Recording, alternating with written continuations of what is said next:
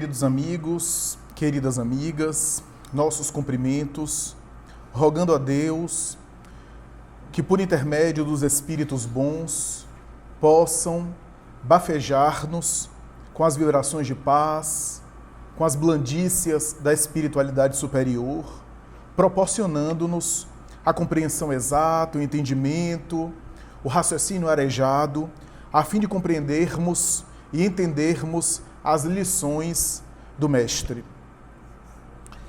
Na nota do item 625, a tão famosa questão, tão decantada entre os espíritas, incerta na obra O Livro dos Espíritos, Allan Kardec faz um comentário sobre a pergunta e a resposta que ele houvera recebido do mundo espiritual, mais ou menos nessas linhas. Para o homem da terra, Jesus, o Cristo, é o tipo de perfeição a que ele pode aspirar. Porque nele, o Espírito Divino o animava, permanecendo em uma perfeita conexão, uma perfeita sincronização com a lei de Deus. Se outros homens e mulheres na terra, fundadores de religião e de filosofias, que apresentaram mensagens belas e foram missionários ao longo dos tempos, de algum modo também apresentaram as suas características humanas, a sua singularidade, a sua idiosincrasia.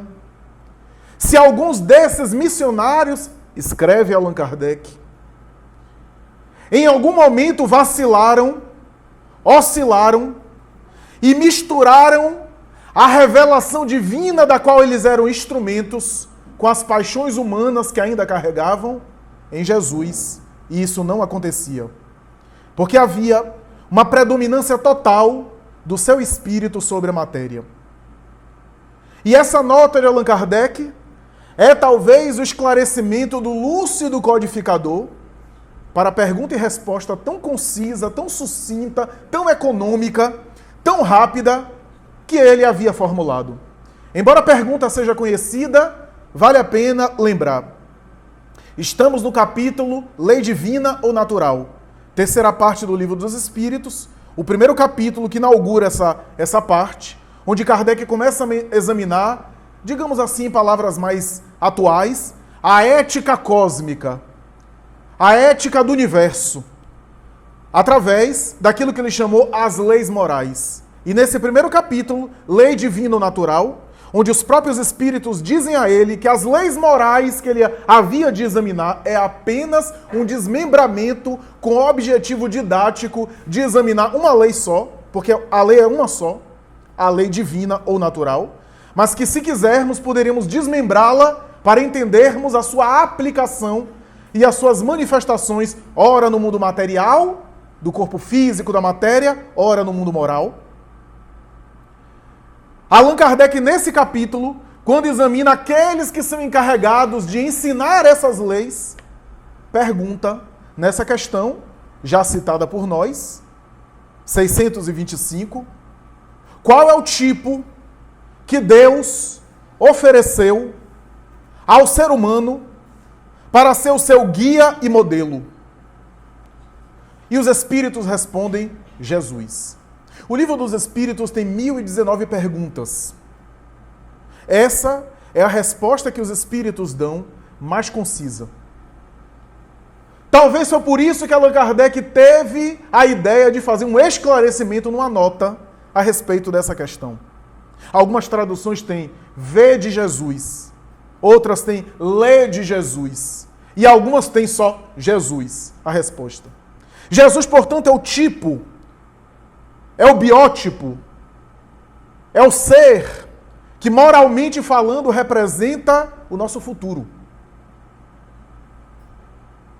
Na escala espírita, item número 100 e seguintes, da mesma obra, O Livro dos Espíritos, Allan Kardec já havia examinado a evolução espiritual e estabeleceu que os espíritos estagiamos em diferentes níveis, em diferentes classes espirituais, que seria em uma linguagem mais conhecida nossa, em diferentes níveis de consciência ou de maturidade intelecto-moral. Esses espíritos se diferenciam, e Kardec vai dizer, essa classificação nada tem de absoluta. E colocamos aqui apenas os elementos essenciais dessa evolução. Espíritos imperfeitos e as várias classes, espíritos superiores e as várias classes. E no topo da pirâmide, espíritos puros. E Kardec descreve dizendo que os espíritos puros são aqueles que não estão mais sujeitos à reencarnação. Não necessitam mais da experiência no corpo. Se progridem além da matéria densa.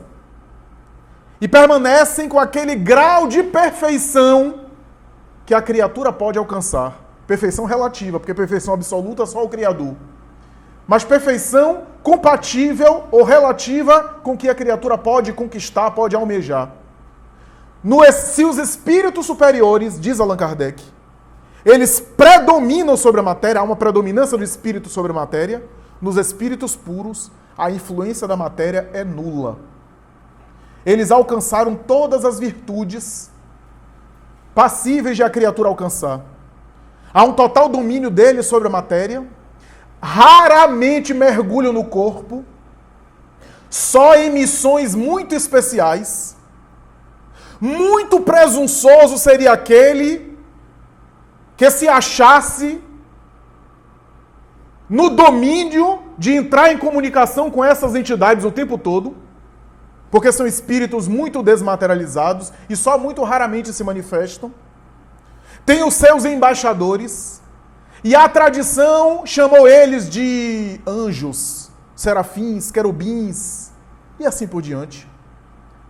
O espírito puro não está mais sujeito à reencarnação, portanto. Dirigem os elementos gerais do universo em conexão direta com a divindade. Porque o seu grau de pureza, desmaterialização, permite que eles tenham acesso direto à divindade. Elemento do universo, o Criador, que para nós ainda é incompreensível, para nós é difícil de sondar e de penetrar.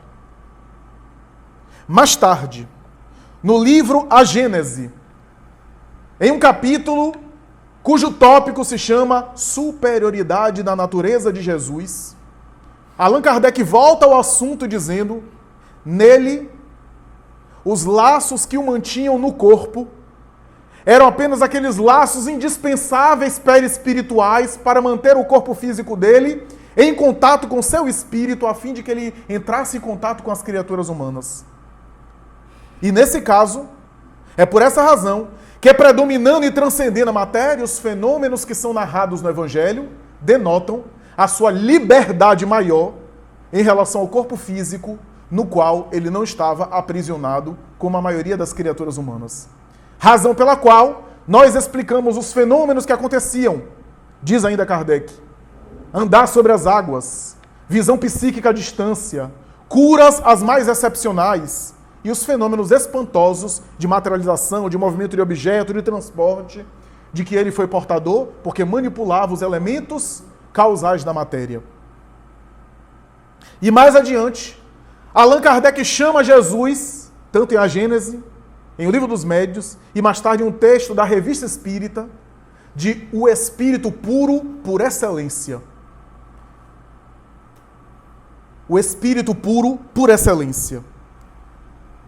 O espírito Emmanuel, por meio de Chico Xavier, na obra clássica e morredoura A Caminho da Luz, volta a esse tema no início do livro, dizendo que há 4,8 mais ou menos bilhões de anos, quando a Terra era um pedaço material que se desprendia da nebulosa solar e começava a se aquecer, o espírito que conheceríamos mais tarde como Jesus, já se encontrava nesse estágio de espírito puro, pertencendo a uma comunidade de espíritos angélicos, e até onde nós sabemos, diz Emmanuel, ou seja, ele não sabia de tudo, porque ele não tem acesso a essa comunidade. Até onde nós sabemos, se reuniria perto do planeta 2 vezes, nesse momento do desprendimento da nebulosa solar, para operar nos laboratórios da natureza com a sua equipe de engenheiros siderais, as primeiras formas de vida na Terra, dando impulso ao processo evolutivo. E a segunda vez, quando ele decidiu, em pessoa, mergulhar na carne. Essa equipe espiritual se aproximou do planeta e com ele fez uma outra reunião. Emmanuel diz isso no início da obra portentosa, A Caminho da Luz. Mais adiante ele vai dizer que filósofos e pensadores, religiosos e santos, que mergulharam na carne, principalmente antes dele, para ensinar coisas belas como Buda, Krishna, Confúcio, Hermes, Lao Tse, os grandes avatares da Índia, da China, do Japão, da cultura multimilenar do Oriente, todos esses indivíduos notáveis, à semelhança também do Ocidente com Sócrates, Platão, Aristóteles e outros, foram todos missionários e embaixadores dele. E Emmanuel chega a dizer que os grandes, os mais importantes desses missionários, antes de mergulhar no corpo, recebeu a visita pessoal dele e as bênçãos pessoais dele para, mais tarde, a expansão das suas mensagens para preparar, como aconteceu com Sócrates, o terreno filosófico e cultural, a fim de que a sua mensagem pudesse provocar uma ressonância maior, uma ressonância mais significativa. É por essa razão que quando a gente lê Sócrates, lê Buda e lê as tradições espirituais mais significativas, parece que tem um toque de Jesus, porque ele estava por detrás. Ele era o consultor daqueles seres especiais. Ele era o CEO, como se diz em linguagem empresarial hoje, que estava por detrás dessas experiências. E quando ele vem apresentar o seu evangelho, que é uma mistura de discurso e de vida, porque o evangelho dele não é apenas um ensaio teórico, mas é uma vivência que os evangelistas iam notando, porque ele não se preocupou em deixar nada escrito. Ele, segundo o próprio Allan Kardec mais tarde, realiza uma mensagem, uma proposta que é o completo reflexo da lei divina. Por isso as leis morais. E por isso mais tarde Allan Kardec produz o Evangelho segundo o Espiritismo baseado nisso, para fazer o paralelo entre os ensinos dele e as leis morais que os espíritos estavam ensinando e colocando. Jesus, portanto, é especial. A sua vivência, a sua doutrina é especial. Mas ele contou com colaboradores. E como diz o próprio Emmanuel, ele contou com colaboradores porque os colaboradores seriam também uma forma dele dar o exemplo da cooperação. Embora ele fosse espírito puro por excelência, ele queria ensinar também que a evolução se faz através da colaboração, da cooperação. E ele teve colaboradores no mundo físico. Já tinha comunidade de espíritos puros que o assessorava, da qual ele fazia parte, espíritos do mesmo nível que ele. Mas ele tinha outros colaboradores que mergulharam na carne, alguns antes dele, e depois alguns que foram contemporâneos a ele nos diversos setores da Terra, para ajudá-lo. O que é interessante, eu já contei isso várias vezes, isso inclusive está em uma obra, por que Jesus escolheu colaboradores, aqui para nós, tão atrapalhados? Porque do ponto de vista da logística de gestão de pessoas, parece que Jesus errou feio. Pense comigo. Inclusive, algumas coisas ele sabia. Porque aqui para nós, eu estou num grupo que eu sei que alguém vai me trair, eu expulso o cidadão do grupo. Jesus sabia e não expulsou, é porque Jesus não sou eu, né? E depois, quando ele volta, aqui para nós, na sua ressurreição, eu ia falar umas... Primeiro seria Pedro. Eu ia dizer, Pedro, hein? Negou 3 vezes. Ia jogar na cara assim, pelo menos. Ele volta e nenhuma censura. Mas o que é interessante pensar é que, eu não sei a resposta total, mas se, por acaso,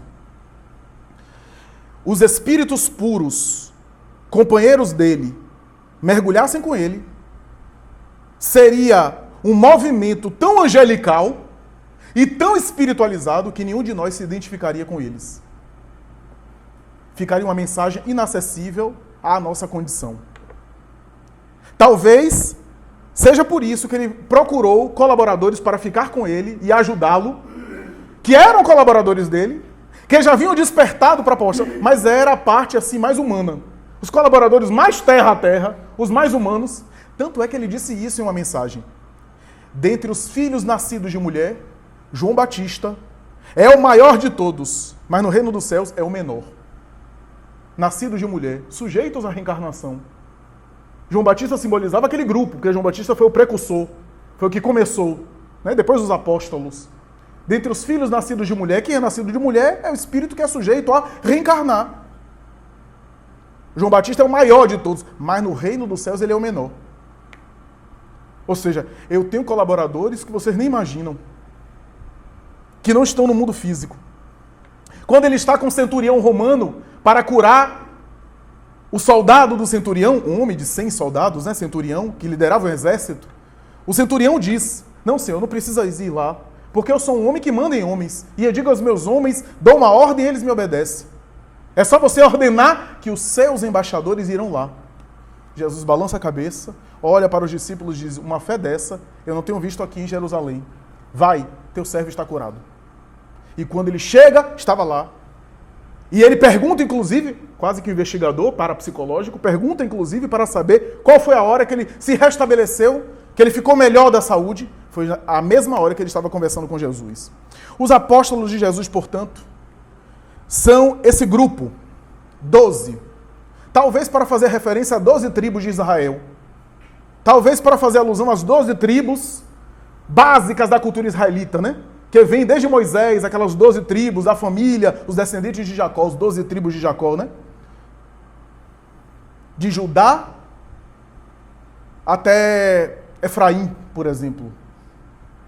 E assim por diante. Os apóstolos, portanto, fazem essa alusão. A verdade é que são 12 discípulos, 11 são galileus e um apenas judeu. Isso é, hebreu da Judeia. A maioria era hebreu da Galileia, que era a região mais despretensiosa, mais miserável, mais simples do ponto de vista financeiro, político e cultural. O único que era judeu, hebreu da Judeia, era justamente aquele da cidade de Iscariotes, Judas, que o deveria trair mais tarde. Alguns eram conhecidos, muita gente não sabe, mas muitos discípulos de Jesus eram espíritos que reencarnaram ali na família próxima de Jesus. Por exemplo, Levi, Tiago e Tadeu, que eram irmãos, filhos do casal de Alfeu, Tiago aqui é o Tiago menor. Tudo indica, segundo os estudiosos, eram primos de segundo grau de Jesus. Porque possivelmente a senhora, mãe deles, Cleófas, era parente, era prima, possivelmente, segundo os melhores estudiosos, era parente de Maria, a mãe de Jesus. Então eram os espíritos que reencarnaram ali próximo dele, a maioria. E esse grupo, Levi, que seria Mateus mais tarde, Tadeu e Tiago, conhecia um outro grupo que era muito próximo, que era Pedro, André e Filipe, também 3 irmãos, que eram pescadores e que eram quase vizinhos de 2, Tiago e João, que também eram irmãos. Então era um grupo muito próximo. Muito próximo. A abordagem, no entanto, de Jesus não pode ser considerada uma abordagem apenas de acesso àquelas pessoas que ele conhecia. Não é tão simples assim. Porque ao chegar próximo daqueles discípulos, dos futuros discípulos, ele falou coisas e comentou coisas que sensibilizou-os de tal forma que eles resolveram mudar de vida, abandonar até aquelas atividades materiais para agora ter um outro tipo de vida. Então não é tão simples assim. Não é apenas, é um conhecido meu que me chamou para fazer uma coisa e eu larguei tudo. Não é tão fácil. Ele era conhecido. Possivelmente ele já conhecia de infância alguns, ou a maioria. Mas não é simples entender como é que ele chega para alguns, como Levi, e diz assim, vem comigo, e eu te darei o reino dos céus. Só uma visão transpessoal, espiritual, só uma visão de um vínculo antes da carne, pode se compreender aquele contato. Arnaldo Rocha, quando conheceu Chico Xavier, esbarrou nele e quase caiu, E quando Chico Xavier começou a conversar com ele entrou em lágrimas e ficou totalmente sensibilizado. Começava ali uma amizade que nem a morte iria interromper mais tarde.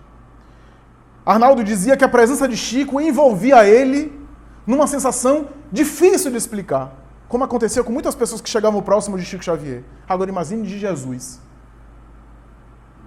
Com todo respeito a Chico Xavier, Jesus está muito aquém. Então, aquele convite com aqueles discípulos foi um convite especial. E o nosso tema é um texto do espírito Amélia Rodrigues, psicografado por Divaldo Franco na obra A Mensagem do Amor Imortal, Sou um Homem Pecador, que na verdade Amélia Rodrigues explica um pouco os detalhes de um episódio que está descrito em Lucas, capítulo 5, versículos 1 a 11. Mas antes de adentrar especificamente sobre o trecho de Amélia Rodrigues, Joana de Ângeles vai dizer mais tarde que quando Jesus abordava aqueles indivíduos, quase sempre em Cafarnaum, que era o local que ele mais preferia, por uma série de motivos, a abordagem dele era de espírito para espírito. Por isso a gente não entende, porque o nosso olhar é material. O olhar dele era de espírito. Tanto é que Joana de Ângeles diz que nem eles mesmos entendiam que quando Jesus estava convidando eles, estava tocando na alma deles, não para um movimento revolucionário naquele momento, mas para eles serem colaboradores dele ao longo dos séculos. Jesus abordava aquele grupo, alguns que seriam mais tarde os futuros missionários dele, ao longo das eras. Porque a abordagem não era material, não era para corpos, é para os espíritos ali. Jesus sabia que alguns iriam despertar lá adiante. Não imediatamente. Jesus sabia que a proposta do reino dos céus que ele estabelecia era entendida de maneira muito superficial, muito rasa, muito simples, pelos próprios apóstolos, como se fosse um reinado de Deus, onde Deus ia governar, um paraíso assim, uma Shangri-La imediata. E eles não percebiam que o reino dos céus estava começando no coração deles. Porque o reino dos céus começa no mundo interior e termina no mundo exterior. Por isso que ainda não terminou. Mas começa no mundo interno. E leva tempo. Mais de uma geração, inúmeras gerações, inúmeras reencarnações, inclusive. Aqueles 12 apóstolos representam o arquétipo de uma humanidade. Já falei isso aqui várias vezes. Os 12 discípulos de Jesus representam uma miniatura de toda a humanidade. Porque você vai encontrar de tudo naqueles 12 apóstolos. Tudo que você quiser buscar, você vai encontrar. De vícios e de virtude. Jesus pegou a maquete do ser humano, da humanidade toda, naqueles 12. E trabalhou aqueles 12. Essa era a ideia. Por isso que a gente se identifica com o Evangelho. Porque qualquer problema, qualquer questão, qualquer conflito, tinha ali nos 12. É só você fazer uma análise. Então, porque a proposta do Evangelho era de redenção. Não eram anjos falando aos humanos de espiritualidade. Eram seres humanos caminhando para a angelitude, lutando para a angelitude. A proposta de redenção, de sublimação. Essa era a proposta do Evangelho. E de todos, os 12 apóstolos, Simão Pedro é aquele que encarna as características mais gerais da humanidade. As características mais comuns. Não é à toa que Jesus colocou ele como líder do grupo, para se tornar visível a todos. Porque se você pega, por exemplo, nem todo mundo é cético, tem um problema da descrença, né? De negar. Tomé tinha essa questão. A descrença, o ceticismo, a desconfiança. Tem gente que tem esse problema da desconfiança, mas nem todos nós temos. Aí se o nosso problema é um problema assim, de temperamento, de fanatismo religioso, a gente tem Paulo de Tarso. A nossa questão é essa. Porque são questões particulares. Se você for distender carência afetiva, problema sexual, Maria Madalena. Olha que coisa. A gente tem de tudo ali. Nos 12 e inclusive alguns discípulos que não faziam parte do grupo dos 12. Mas Pedro encarna aquelas características que são comuns a todos nós. Por isso que ele era o líder. Ele encarna essas características assim, genéricas. Quer ver uma coisa? Nós somos muito ambivalentes. Somos muito contraditórios. Somos até bizarros. Temos momentos de tanta grandeza e temos momentos que, se a gente pudesse, a gente assim deletava como a gente deleta as coisas da rede social, né? Pô, publiquei um negócio que não deveria, aí vai, corre e apaga. Ou no WhatsApp. Tem coisas que a gente faz que a gente se envergonha. Se a gente pudesse voltar atrás. E tem coisas de uma grandeza que a gente tem até satisfação de ter feito. Nós somos assim, ambivalentes, todos nós. E Pedro era assim.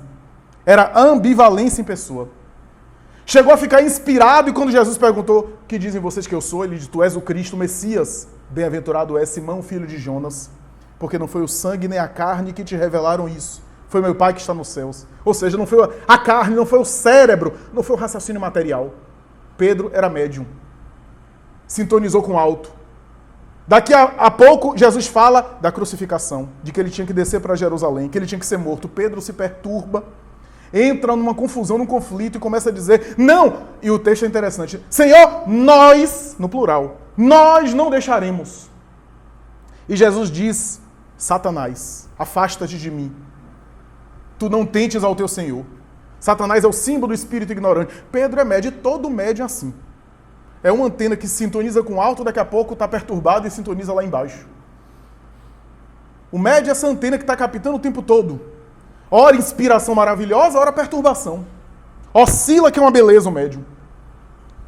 Pedro era o protótipo da impulsividade.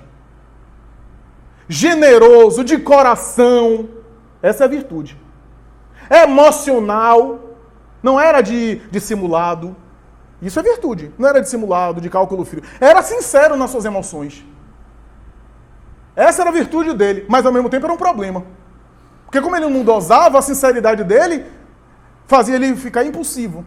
E às vezes ele dizia as coisas na cara. Às vezes, ao mesmo tempo que ele acolhia, ele foi preconceituoso com Maria de Madalena.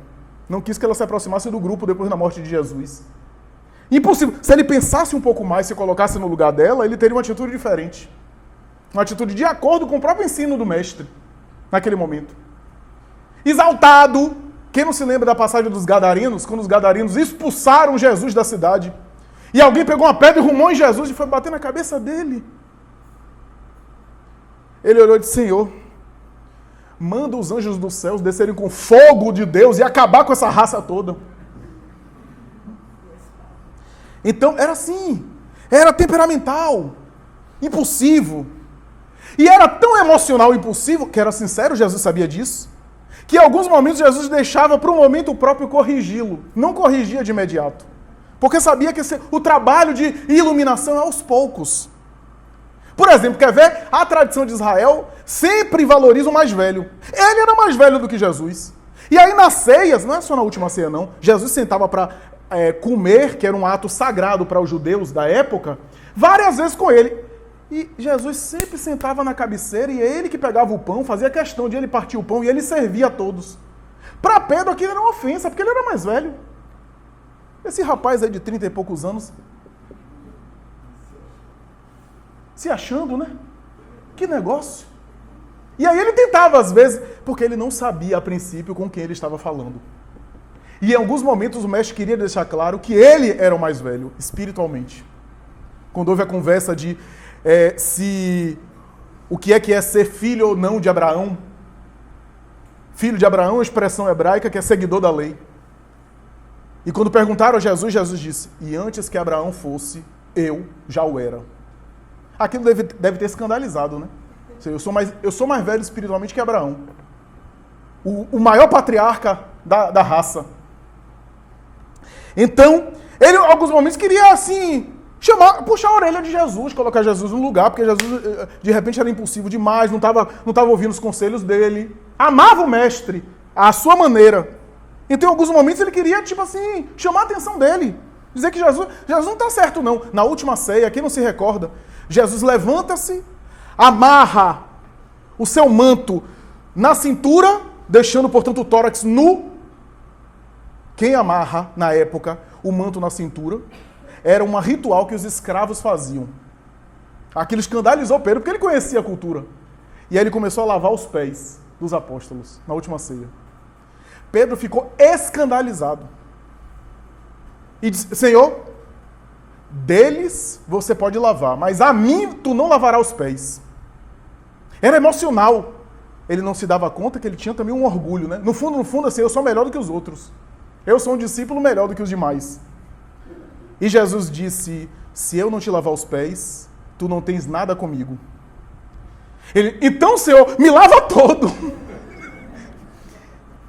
Não, Simão, só basta os pés. Que era o símbolo da humildade. Os pés é que seguram o corpo em pé. A humildade é que segura o espírito, é que sustenta o espírito. É a virtude básica, não é a única, nem a maior. Mas é a indispensável, porque sem a humildade eu não conquisto nenhuma outra. Porque se eu não acho que tenho que aprender alguma coisa, para que eu vou me abrir para aprender? Aonde é que eu vou me abrir para aprender? Em nada. A humildade é a condição indispensável para outras virtudes. Então, era isso. O que Pedro não percebia é que essa atitude emocional demais dele fazia ele não se perceber totalmente. Ele não parava para refletir nas suas ambivalências. Por isso, a negação de Pedro é um processo muito mais complexo do que a gente imagina. A negação que ele fez de Jesus, no fundo, era a negação dele mesmo. Ele não se conhecia completamente, até aquele momento. Ele negava. Freud, Jung, mais tarde na psicanálise, vai estudar isso. Quando a gente nega uma característica nossa, a gente projeta nos outros. Quando a gente não se descobre, não se conhece, essa sombra, conceito de Jung, essa sombra fica afetando a nossa vida, perturbando a nossa existência. A negação de Pedro não foi negação de Jesus, foi negação dele mesmo. Porque ele diz, Senhor, eu vou com você até o final. Eu dou minha vida por você, eu amo. E há um diálogo muito bonito que Humberto de Campos traz, Humberto de Campos Espírito, para o Chico Xavier, em Boa Nova, que ele traz. Esse diálogo que o Evangelho não anotou, mas Humberto de Campos traz, que Jesus olha para ele, porque Pedro era muito crítico também, né? Quem errava, ele criticava, ele admoestava. E aí Jesus diz assim, Pedro, um dia você vai compreender que o homem da terra é mais fraco do que perverso. É mais frágil do que perverso. Ele só lembrou disso quando o galo cantou. O galo cantar é porque 18 horas na cultura israelita já era 0 horas do dia seguinte. A contagem do dia era assim, chegou 18 horas, é equivalente a 0 horas, à meia-noite. 18 horas já era o dia seguinte. Então o galo cantava, denotava isso, que acabou o dia. Pedro tinha um sentimento inconsciente, não percebido por ele, de superioridade. O orgulho. E o orgulho nos cega e faz ver os defeitos apenas do próximo, diz Allan Kardec em O Evangelho segundo o Espiritismo. No último capítulo do Evangelho de João, capítulo 21, Jesus tem um diálogo impressionante com Pedro. Aquele diálogo que ele diz 3 vezes, Pedro, tu me amas? Pedro, tu me amas? Pedro, tu me amas? 3 vezes. E na terceira, eu acho que Pedro já estava respondendo, o que é que você está toda hora, rapaz? Tu sabes que eu te amo? Porque ele era assim, né? E aí Jesus diz, depois da terceira vez, porque creias, tu serás levado um dia aonde tu não queiras ir. Hoje, tu te vestes, tu te banhas, tu te alimentas, tu te locomoves para lá e para cá. Chegarás o dia que tu serás carregado e serás levado aonde tu não queiras ir. Pedro pensou que quando ficasse velho, ia ficar idoso e as pessoas iam, sem conseguir se locomover, as pessoas iam carregar ele. Ele não entendia a profundidade do ensinamento. Ele não entendia que a evolução espiritual muitas vezes é ser levado onde a gente não quer ir. Porque o nosso ego quer ficar em um lugar. E a evolução espiritual nos chama para outro lugar. Lugares às vezes desconfortáveis. Às vezes difíceis. O texto de Amélia Rodrigues fala sobre isso. O texto de Amélia Rodrigues é um recorte de Jesus encontrando Pedro em Cafarnaum. Ele estava no barco, já tinha entrado no primeiro contato com Pedro. Depois Pedro está para pescar. Jesus chega no rio Tiberíades. Ele está lá com a barca. Jesus então se autoconvida, solicita acompanhá-los. E aí há aquele fenômeno. Pedro já está um pouco desanimado, porque já havia tentado pescar e nada. E aí há aquele fenômeno de Jesus, conforme Lucas escreve no capítulo 5, pede para que ele jogue em determinada direção a rede, e a rede vem abarrotada de peixes. Simão, Pedro, se joga nos pés de Jesus, começa a chorar e diz: não mereço, na minha barca, o Senhor que é um homem santo. Te ausenta daqui, porque eu sou um homem pecador. Olha o extremismo dele. E Jesus, então, diz a Amélia Rodrigues, o Evangelho de Lucas não anota, mas a Amélia Rodrigues diz que Jesus olha para Pedro e diz: Simão, levanta-te daí. Porque és pescador de peixes e eu te convido a ser pescador de almas. Talvez o mar represente psicologicamente o inconsciente, que Pedro não percebia. Os peixes, os elementos que precisam ser mergulhados no inconsciente. A rede, a consciência que mergulha, o autodescobrimento. Jesus, com a sua visão psíquica, percebeu os peixes ali. E Pedro ainda negava-se a si mesmo. E Amélia Rodrigues diz: de pecador para pescador. Essa era a ideia. A verdade é que depois que ele negou o mestre e chorou amargamente, Emmanuel chega a dizer que quase enlouqueceu de remorso, Pedro revolucionou a sua vida. Muita gente não sabe disso. Muita gente não imagina, não visualiza isso. Porque a gente só vê assim os episódios do Evangelho, né? E não imagina os anos sobre os anos, o dia a dia, as lutas internas. Porque os espíritos superiores, meus amigos, eles não evoluem de uma hora para outra também. Quando você vê um Bezerra de Menezes, quando você vê uma Joana de Ângeles, aí você lembra de Joana de Ângeles já como Joana Angélica de Jesus sendo martirizada. Mas ali foi o coroamento. Realmente ela foi martirizada, foi assassinada. Mas ali foi a culminância. Até chegar aquele momento, foram anos de autodomínio, de autocontrole e de superação que ninguém viu. Que ninguém aplaudiu. Que ninguém percebeu. A caminhada de todo espírito nobre é feita de dificuldades, de lutas e de quedas. Até alcançar as grandes alturas. Foram 38 anos depois da negação dele que ele se doou à causa do Evangelho. Que ele se dedicou abnegadamente. Diz Emmanuel, agora eu vou citar algumas coisas de Paulo Estevão, já caminhando para a conclusão. Diz Emmanuel, em Paulo Estevão, obra-prima de Chico Xavier, que quando o jovem Gesiel, mais tarde o futuro Estevão, doente, chega na porta da igreja do caminho, a primeira igreja cristã primitiva, quem recepciona ele é Pedro, que coloca numa cama, numa sala da igreja, humilde, quase miserável, que tinha vários enfermos, e ali Pedro senta e começa a conversar com o doente, cuidar dele, alimentá-lo e dialogar sobre o Evangelho. Gesiel, que é apaixonado pela tradição judaica, quando ouve falar em Jesus, começa a fazer a conexão com os textos dos antigos profetas e percebe que era o Messias.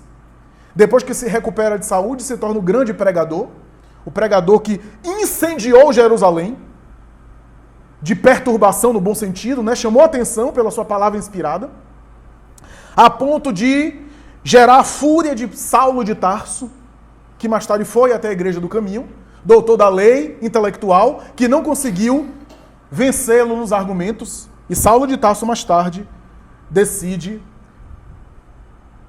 perseguir os cristãos e considera o próprio Estevão, o antigo Gesiel, o seu adversário, o seu inimigo cruel. Há uma passagem de Paulo Estevão que eu acho interessante, que é o seguinte: quando Saulo já estava requerendo do Sinédrio, o Sinédrio na época era uma espécie de Suprema Corte de Jerusalém.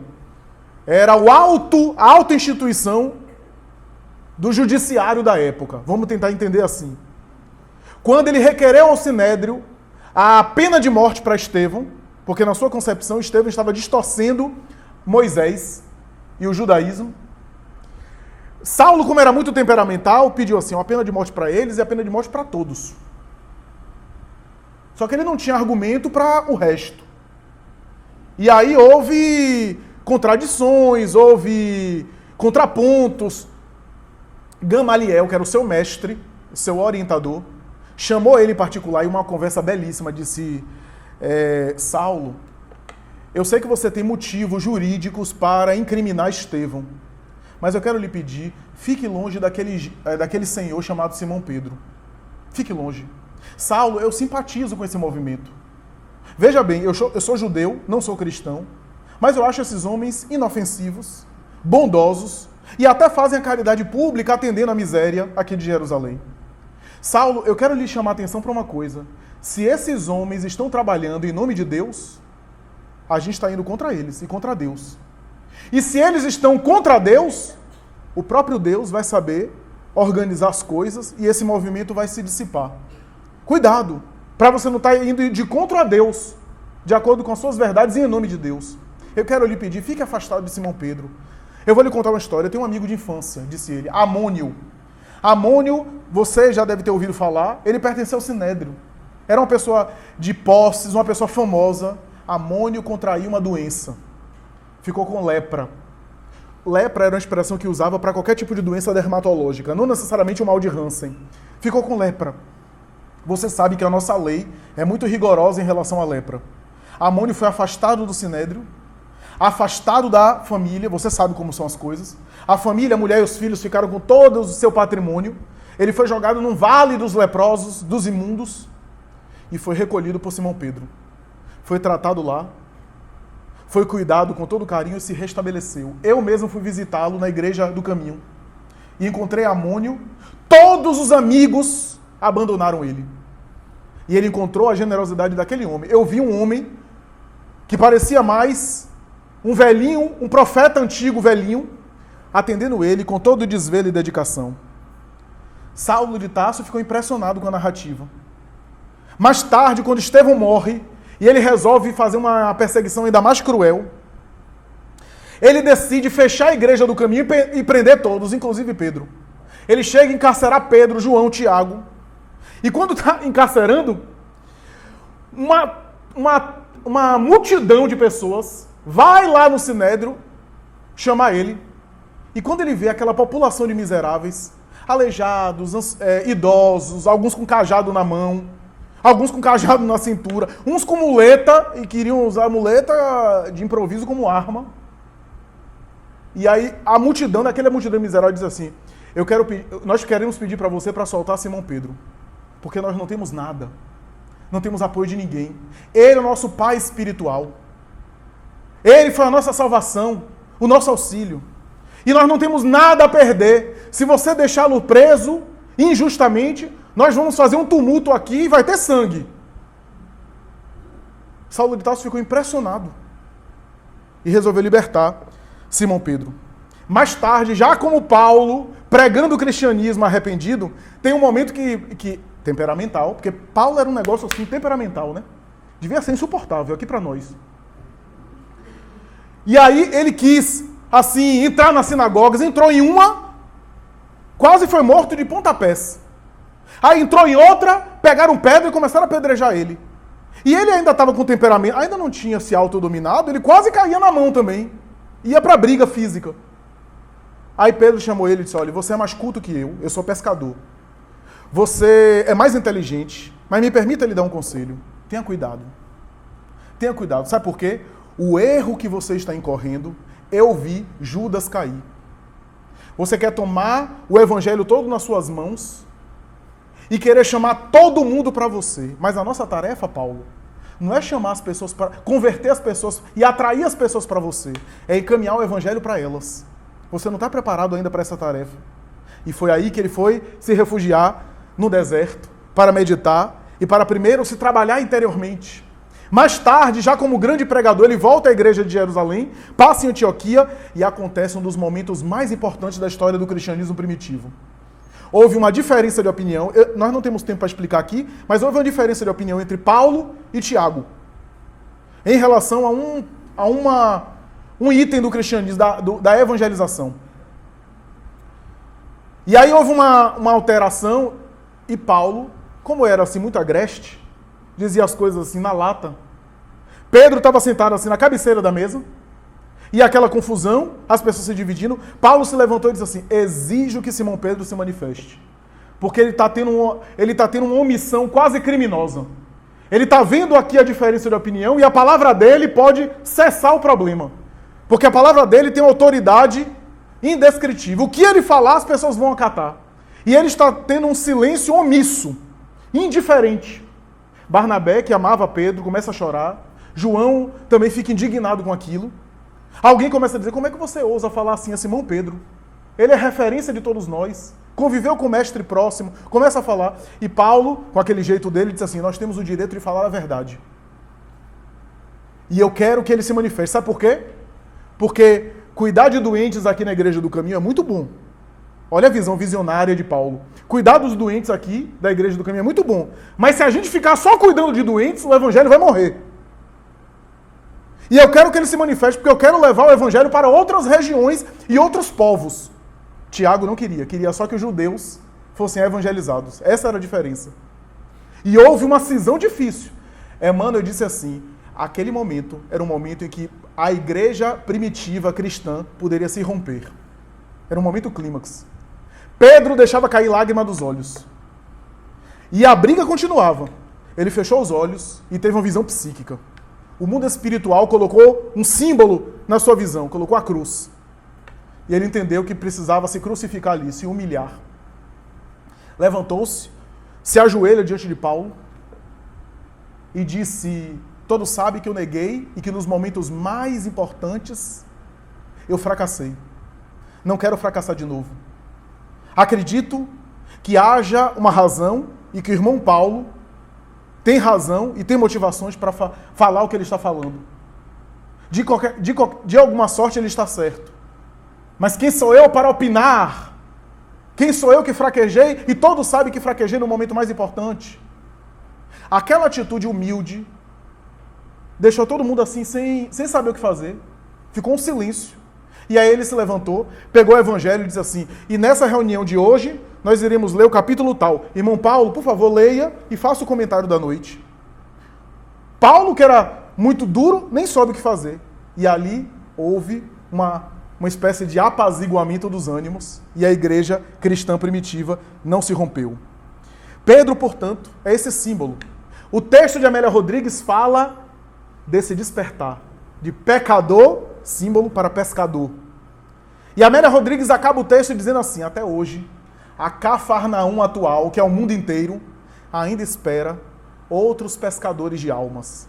Pescadores de almas aqui não é pregador, não é palestrante, não. Isso é o de menos, é apenas uma tarefa. Sabe por quê? Porque quando a gente lê, por exemplo, essas obras, a gente fica pensando, Paulo que sai por aí falando do evangelho, sai por aí pregando, e se esquece que Paulo só pôde fazer isso porque tinha Simão Pedro atrás, mantendo a igreja. A gente se esquece disso. A gente se esquece que por detrás de Paulo que pregava o evangelho, tinha Simão Pedro segurando a onda. A tarefa de pescador de almas é a tarefa de dar exemplo.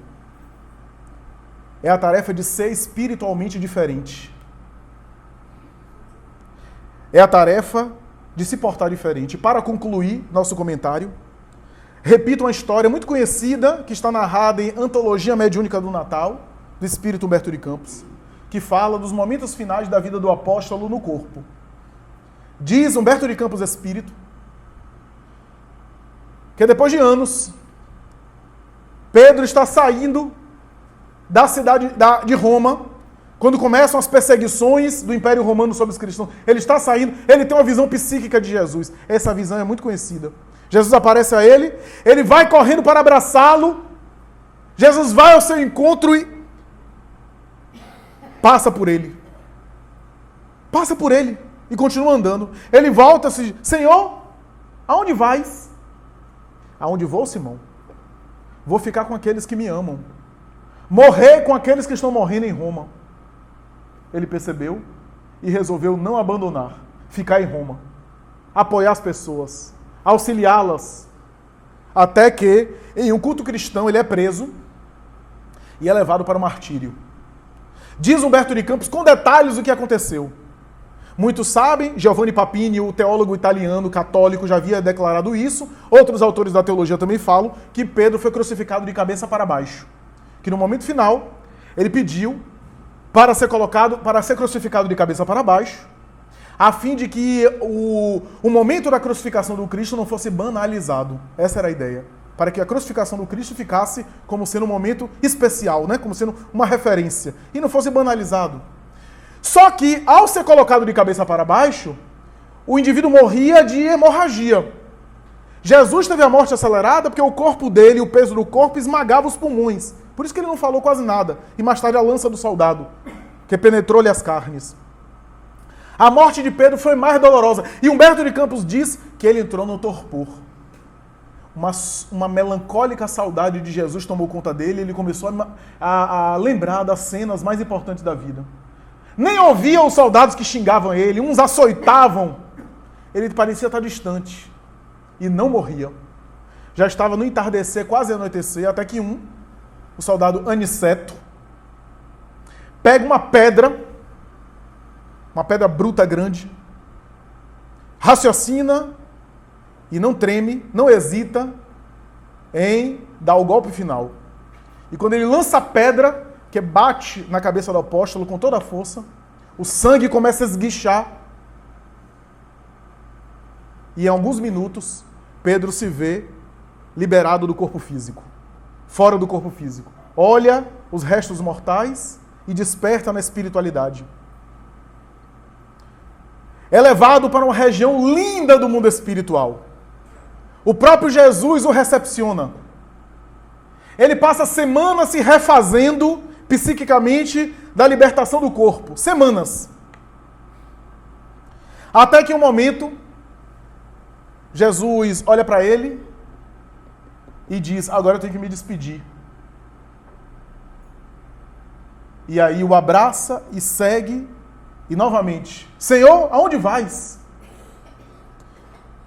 Simão, enquanto há gemidos e perturbações no mundo, não me é lícito repousar. Mas repousa tu, desfruta tu do reino dos céus, do banquete celestial de que fazes merecedor. Aí Simão diz: Senhor, se tu não repousas, eu também não. Eu vou contigo. E foram. Desceram até uma região de Roma, na Via Ápia, e foram atendendo alguns que estavam sendo martirizados e desencarnando e eram recepcionados por eles, do mundo espiritual, que recebiam cristãos que ainda estavam sendo assassinados, até que Pedro ouve alguém gemendo e gritando e chamando por ele. Não era apenas uma verbalização, era um grito mental. Jesus olha para Pedro e diz: Simão, alguém te chama naquela casa. Ele se aproxima da casa, olha para Jesus, porque Jesus não é gente, viu? Jesus já sabia o negócio. E quando Pedro entra na casa, Jesus fica na porta, era o soldado que havia matado o apóstolo com a pedrada na cabeça. Tomado pelo remorso, nunca se esqueceu da figura de Pedro no momento final, com o filho, com febre alta, agonizando antes de morrer. Naquele momento, ele se recorda, pensava que era uma punição de Deus por ter matado o discípulo de Jesus. E orava pedindo a Pedro perdão. Perdão. Pedro, quando vê aquela cena, tem uma reação. Lembra-se do algoz. Ora para Jesus, Jesus sorri para ele. Ele então compreende o que é que deve fazer. Distende as mãos e começa a aplicar passes magnéticos para restaurar a criança. E depois de mais ou menos meia hora de oração, a criança começa a se restabelecer. Aniceto dá um grito de alegria, acredita que estava diante de um milagre, e Humberto de Campos acaba a história dizendo: é assim. Mesmo o algoz sabe que o cristão vai devolver o mal com o bem. Naquele dia, o soldado romano despertava para a espiritualidade. E para Pedro, o serviço apenas continuava. Humberto de Campos acaba o conto assim. Mas por fim, meus amigos, nesse mesmo período que Emmanuel psicografava Paulo Estevão, nesse mesmo período de psicografia dessas mensagens de Humberto de Campos, tem algo precioso que eu gostaria de contar. Neio Lúcio, o espírito, psicografou uma mensagem para o Chico Xavier nessa época, quando Emmanuel estava recebendo Paulo Estevão. E se Emmanuel estava recebendo Paulo Estevão, é porque ele ouviu do próprio Paulo essas narrativas. É provável que o próprio Paulo passou para ele. E Neio Lúcio disse assim, aqui em Minas Gerais, em Pedro Leopoldo, isso está na obra, se não me engano, Amor e Sabedoria de Emmanuel, de Clóvis Tavares. Aqui em Pedro Leopoldo, está havendo um seminário com o apóstolo Paulo e eu participando. Neio Lúcio falando. Eu concluí, quando li essa mensagem, que Emmanuel devia estar participando também. Para ouvir de Paulo e escrever Paulo Estevão para o Chico. Que Emmanuel pediu orientação. Eu estou participando do seminário. Eu quero dizer que o apóstolo Paulo é muito evoluído e começou a falar da grandeza de Paulo. Quando a obra Paulo Estevão acaba, tem até um detalhe que é contado também por Clóvis Tavares, que muita gente não sabe, que Estevão, em pessoa, chama Emmanuel e pede ajuda a ele. Estávamos em 1942, Segunda Guerra Mundial, e Estevão pede para Emmanuel acompanhá-lo em algumas regiões da Europa, porque alguns corações queridos ligados ao seu coração estavam desencarnando. E que ele queria ajuda de Emmanuel para receber esses corações queridos. E Chico diz que durante 2 anos, um outro espírito foi colocado no lugar de Emmanuel para assinar por Emmanuel, quase como procuração. O nome do espírito, ele diz que era Natanael, e que assinava por Emmanuel. Durante 2 anos, a mediunidade de Chico. Mas o que eu quero aqui enfatizar é que nesse período, Humberto de Campos escreveu uma mensagem, Crônica de Além Túmulo, chamado Pedro Apóstolo. Olhe bem, seminário com o apóstolo Paulo em Pedro Leopoldo. Obra Paulo Estevão sendo escrita. Neio Lúcio e Emmanuel participando de um seminário com Paulo.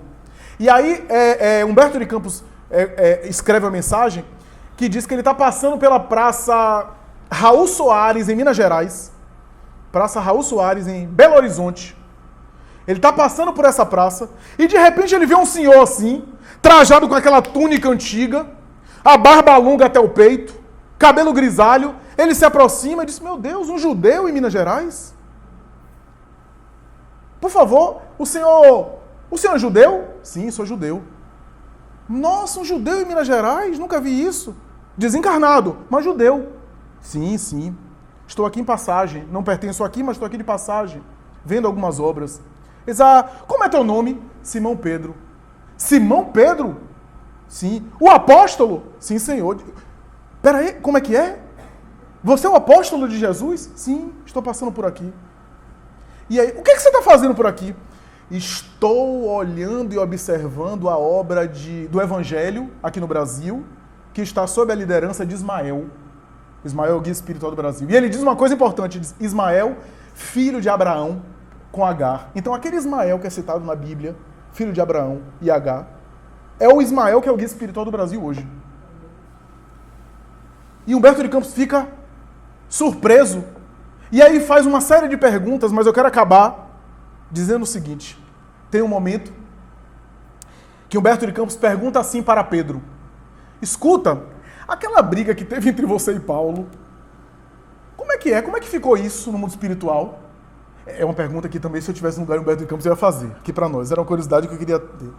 Como é que ficou essa coisa aí entre você e Paulo no mundo espiritual, depois daquilo? Porque, tipo assim, é como se você se estranhar. Já pensou no mundo espiritual, os dois sem se falar? Não podia. Como é que é? E aí Pedro disse, não. Já não era o mesmo homem temperamental do início, do pescador, ou melhor, do pecador. Era outro homem. Pedro olha e disse assim, não, Paulo tinha razão. Ele estava certo. Nenhum ego, nenhuma vaidade, espírito sublime. Paulo tinha razão, ele estava certo. Ele realmente estava com a razão.